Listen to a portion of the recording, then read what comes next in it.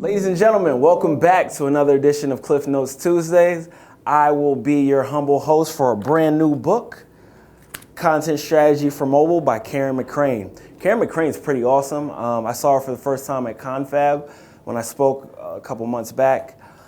She also spoke at MozCon. She gave a great talk again on mobile content strategy. And I'm excited about this book because we all talk about content strategy a lot because we care about that here at iAcquire, but we also talk about mobile a lot as well, and mobile is becoming, more of something we all need to think about when we're preparing websites. And so she starts out the book with the introduction, which is this side of the board, and she basically says that you can't choose your users' devices or connection speed. So you don't get to decide how a user will experience your site. And so essentially you need to be prepared for that, prepare for any use case of a user. So whether it's a smartphone, a tablet, desktop, what have you. So she also makes the point that mobile doesn't necessarily mean location-based. So for example, I often use my mobile phone while I'm watching television, or I don't feel like getting off the sofa or something to that effect. And a lot of people are like that. That's a pretty common use case for the web.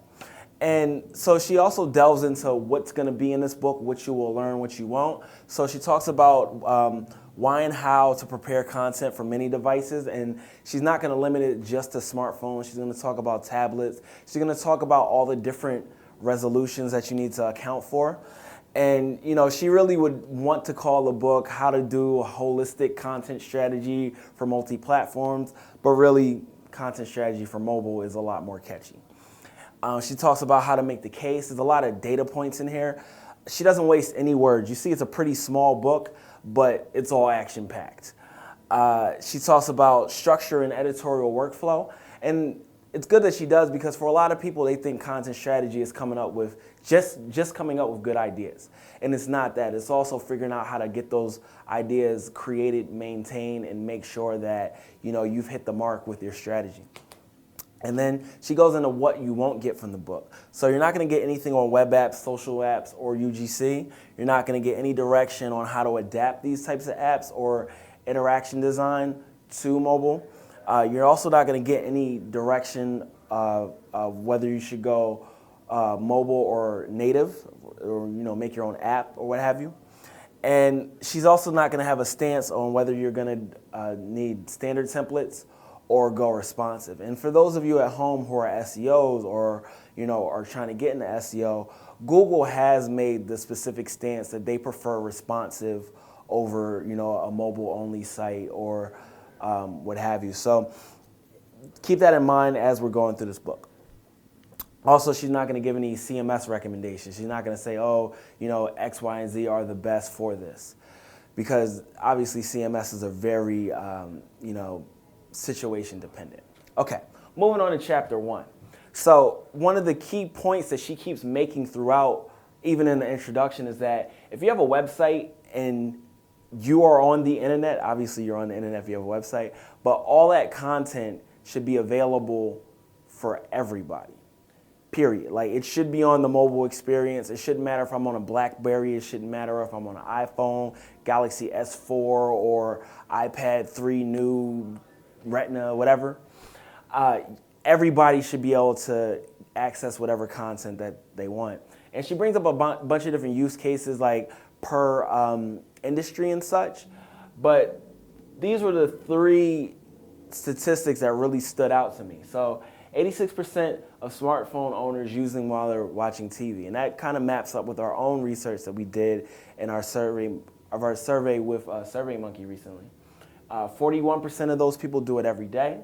71% search for info while watching an ad. And one of the points that she makes there is that you shouldn't waste money on advertising if you don't have a mobile website to back it up. Because a lot of people are going straight to their mobile site on their mobile phone while they're watching, the Old Spice ad or something to that effect, and they want to find out more. But if they're coming up against flash websites, they're not going to be able to do anything or become that brand asset.